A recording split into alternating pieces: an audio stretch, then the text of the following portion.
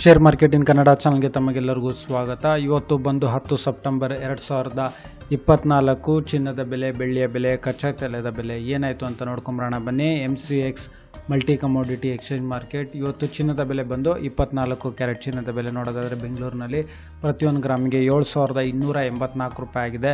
ಅದೇ ರೀತಿ ಪ್ರತಿ 100 ಗ್ರಾಮ್ ಚಿನ್ನದ ಬೆಲೆ ಬಂದು 7,28,400 ರೂಪಾಯಿ ಆಗಿದೆ. ಅದೇ ರೀತಿ ನಾವು 22 ಕ್ಯಾರೆಟ್ ಚಿನ್ನದ ಬೆಲೆ ನಾವು ನೋಡ್ತೀವಿ ಅಂತ ಹೇಳಿದ್ರೆ ಬೆಂಗಳೂರಿನಲ್ಲಿ ಪ್ರತಿಯೊಂದು ಗ್ರಾಮ್ ಬಂದು 6,677 ರೂಪಾಯಿ ಆಗಿದೆ. ಅದೇ ರೀತಿ ಪ್ರತಿ 100 ಗ್ರಾಮ್ ಚಿನ್ನದ ಬೆಲೆ ಬಂದು 6,67,700 ರೂಪಾಯಿ ಆಗಿದೆ.